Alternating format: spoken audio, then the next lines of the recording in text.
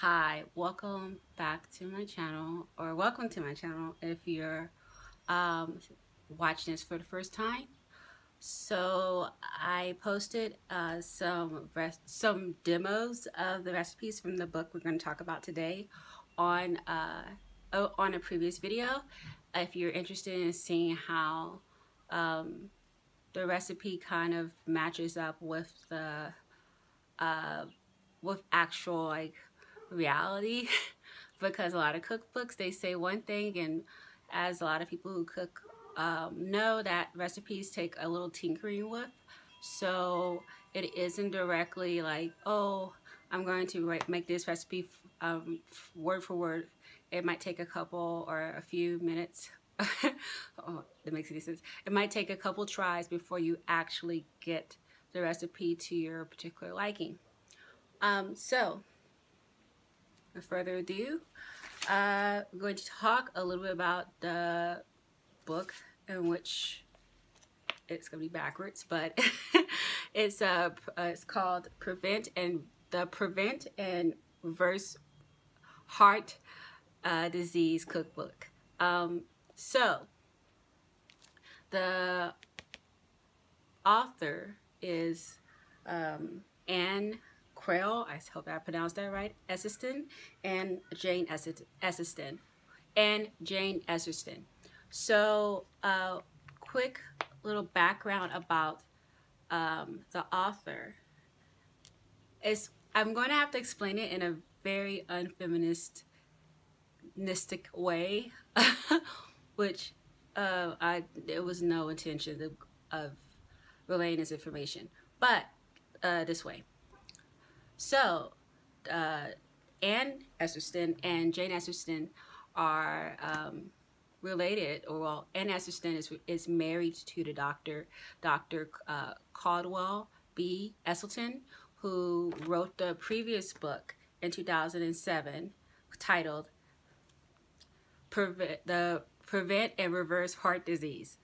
No cookbook, just a book, right? In which he advocated eating, abstaining from all animal and animal byproducts, eating low-fat, plant-based, whole foods. So trying to keep the food in its most natural state as a way to avoid ailments. In fact, he says, in fact, he actually makes the statement and says, in the beginning of the foreword of the book, he states,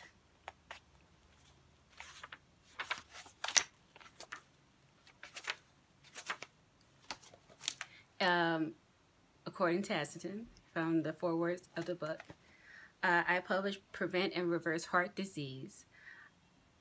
And so he said, in 2007, I published Prevent and Reverse Heart Disease. I was driven to write this book because my research had shown that patients who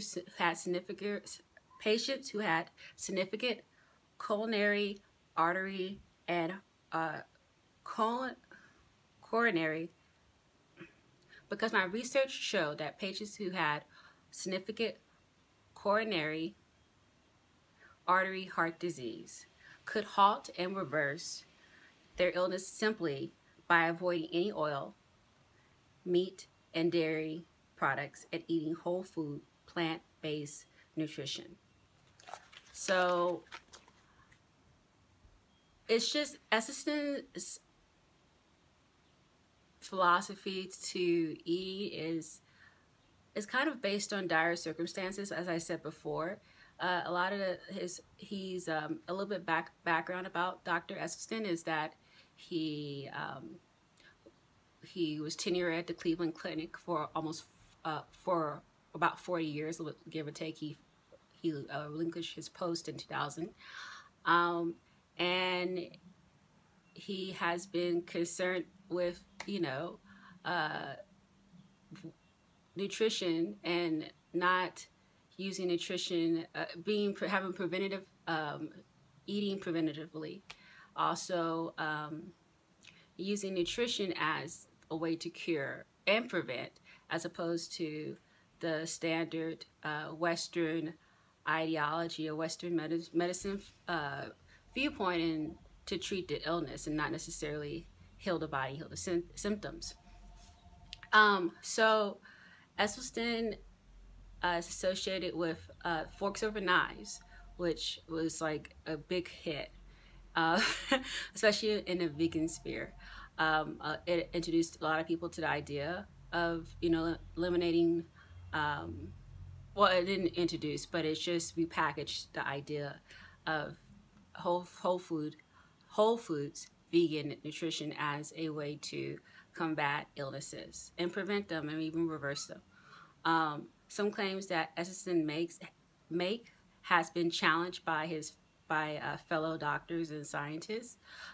One of the criticisms that there isn't a lot of data out there, or the data that he has is kind of scant.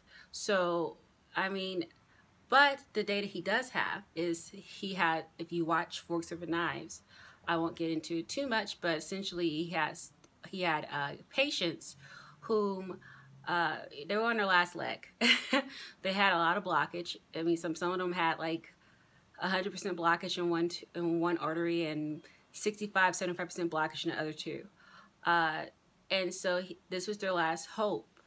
It was radical, and so it's a total renunciation of the standard American diet, but they were beyond the point of help. So Dr. Esselstyn, who is a cardiologist, it's his specialty.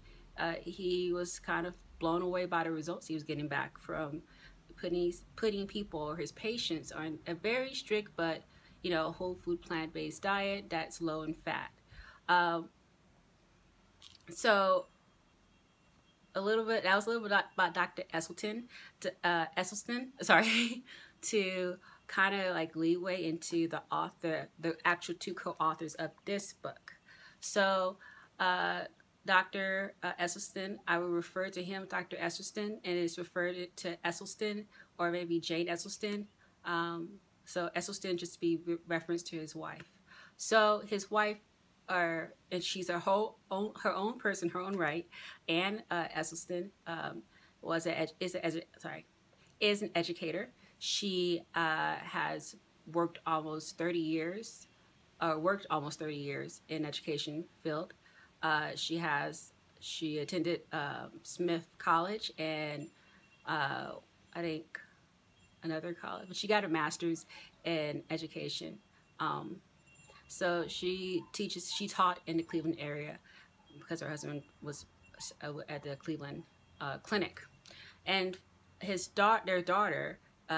their daughter, Jane, she's a registered RN. She's according to the website, dresselstyn.com. She is a health educator and plant-based nutrition presenter. I don't know what that means. And she also helped co-author the recipes for her brother's book, Rip Esselstyn, My Beef with Meat and Engine 2 Diet. He's the vegan firefighter that also came to fame from Forks Over Knives, at least to the mainstream media. So that's a little background about the Esselstyn clan and how they're all committed to promoting whole foods, plant-based nutrition as a way to heal and thrive. And I think that's very interesting. So criticisms aside, I don't necessarily think that I'm not advocating the diet per se. I'm just suggesting or reviewing these diets to become more informed. Also, I think it's an interesting path towards, or interesting perspective of becoming or living a vegan lifestyle. Like I said before, when I was vegan for the 6-month stint, I couldn't understand why the scale wasn't budging. Now, I was eating like my favorite vegan like fake meat.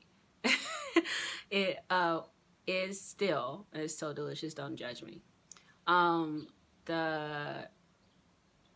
The meatloaf style by Gardein Protein, you only can find that at Target or like Whole Foods or Sprouts sometimes, but it was so good. And I make sandwiches with it, and it had to be on burger. But the thing was is that it was meat. It was like I was trying to supplement the standard American diet with just make it veganized, and that might work if you're hankering for like mac and cheese or something.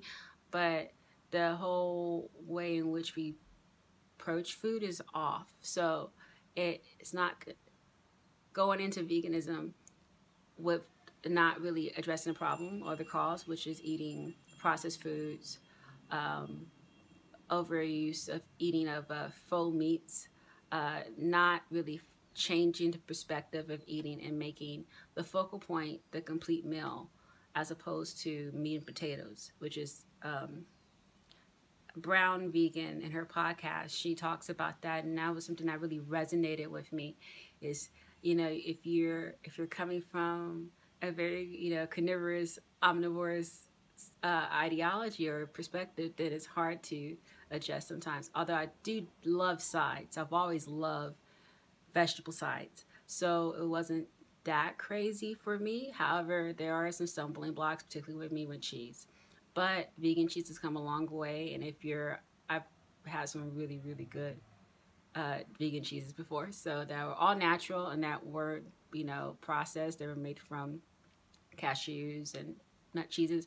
But anyway, back to the book. So one of the things with Dr. Esselstyn is that which some people might find controversial or hard to follow, is that he doesn't advocate he wants, or it's been said, or it's suggested that from the diet that, you know, you want to eat, according if you follow his plan, you want to eat nuts and sparsely, you know. So I was hesitant to say moderation, because moderation implies, you know, I mean, you can eat enough, but in order to really take the focus off of meat or meat-like products, or dairy and dairy-like products, and particularly take the focus away from oils and fats, Esselstyn's program tends to shy away from nuts, and there are avocado recipes in here. Oil is kind of a no-go though, because it's still considered, and there's a lot of, I can't get into all the details of this particular moment. Do check out Mike the Vegan. I've been watching his videos, and they're pretty awesome, and very informative about why oil is necessarily bad for the vegan. And it just depends on, you know, what you're comfortable with. I want optimal health. I'm trying to heal myself, so I'm looking at this not just from a standpoint of, is it, you know, something I'm going to eat, but also how is it going to nurture my body. So that is okay. So you're here to hear the review at the book. Okay, so the book it's not the most aesthetically pleasing. It's kind of like leaning towards your like Good Housekeeping circa 2001 kind of look. But I mean, for the recipes in here, it is so, yes, it is a library book. I always check out books before I go ahead and buy them. Okay, but I am going to make the investment in this book because it is chock full of a lot of recipes that I've actually used, and they are yummy. But more importantly, coming from the standpoint, and I'm leaning on the ethos, or the credibility of the Esselstyn clad. I'm leaning on the ethos, or I'm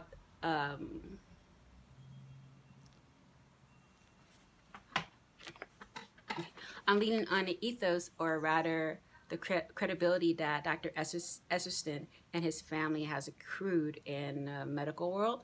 to just you shouldn't take it for face,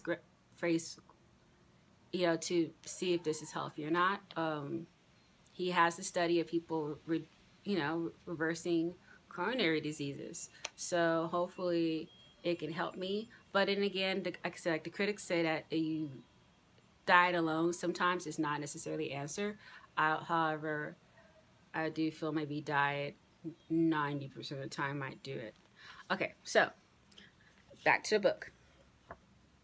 It's my favorite thing about the book actually is nerding out right now is the dedication page, and it's like a little poem. I think it's beautiful. I'm gonna read it to you real quick. It says, "This book is dedicated to bok choy, Swiss chard, kale, collards, collard greens, beet greens, mustard greens, turnips, or turnip greens, sorry, Napa cabbage, Brussels sprouts, broccoli, cauliflower, cilantro, parsley, spinach, arugula, and asparagus."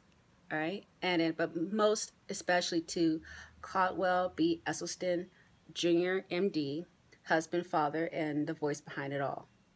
Oh, and also to Brian Hart, husband, son-in-law, and the best cook in the family. So this is a very family-oriented cookbook, and I kind of like it a lot. Something that my father had has heart issues, and something like I think I can cook something out of this recipe book, and he'll be able to eat it and it help him out. I mean, he's not, you know, eating and living a lifestyle, but it's something that I think that it could be a family activity to do together. So anyway, so aesthetically, it's, you know, it's pretty basic cookbook. As far as, I mean, you know, like I said, it's pretty basic. Right? You can't go wrong with pictures of broccoli and cauliflower. Some of the pictures, not so much. Like, say for instance, there is these.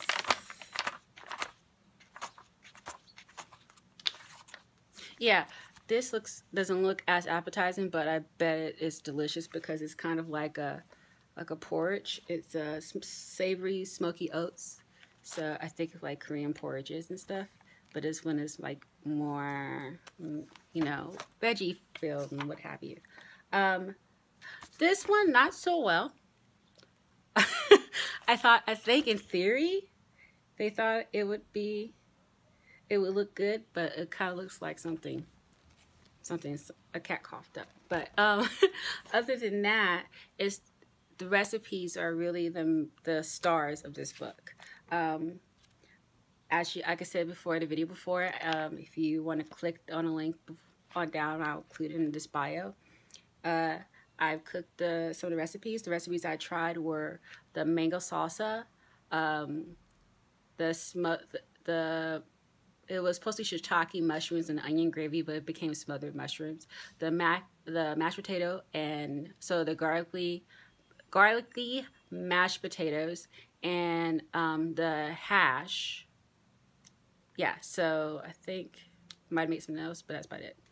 So, and they all came out wonderful. However, the caveat I would say is that Dr. Esselstyn, in addition to not advocating the use of oil and sparingly using, you know, avocados and nuts, anything that is high with fat, he's not big on seasoning. So I like spices. So yeah, so I had to add, you know, sriracha and salts and paprika. Now, you know, again, the perspective or the intended recipient of this cookbook is somebody who is, you know, needs to turn their life around. So having salt may or may not be a deal breaker for them, but for me it is. However, I don't eat as much salt, but some salt and seasoning. I understand the idea, but philosophy behind it too is it's more, you know, tasting the actual ingredients. However, my taste buds has been saturated with MSG for like 30 years. I need something to go on. I need some flavor. I need something. So that's the one caveat, is that you will have to season it to your preference. Of course, like with every recipe, but there's specifically like very little mentions of salt at all at this entire book. Yeah. Let's see. And is this beneficial to baby vegans? I think it could be, but because it's so restricting to a certain extent. I mean, I say restricting, but it's not restricting, because when you take out meat, dairy, and oils, you still have a bunch of other things to eat. Grains, legumes, tons of vegetables, tons of fruits, fungi, so a lot of other things. And we've just been in the habit of thinking that the plate revolves around a big hunk of dead flesh in the middle of it. So I don't know if I would recommend it. I will say, if you're not a cooker, or not a, you don't cook well, or not a great cook, some of the recipes seem approachable. Yeah, they seem approachable. I would say it's not just your standard American cuisine. They tend to be a little international, and not international like they have enchiladas. No, they have like how to make your own hummus, but without, oils. And there's miso, of course, these miso soups. There's actually a recipe in here for spring rolls, which look gorgeous. So sometimes the presentation is beautiful like this. That's like lovely. Yeah, so some of the recipes can be a little intimidating. Like, I would say the polenta recipe, it looks beautiful, but it also looks like something that is hot cuisine. Some chef at a Michelin star restaurant made that or something. I don't know, but I think that if nothing else, you will at least gain a bunch of skills, and you will change your perspective on eating a little bit. Also, it will broaden your vegan recipe catalog. So I like it.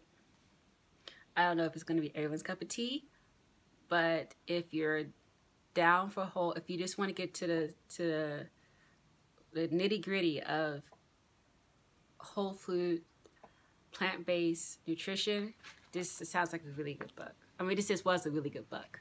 And thank you for watching this review, and please subscribe and like, and hit the like button if you're like this type of content of me reviewing cookbooks.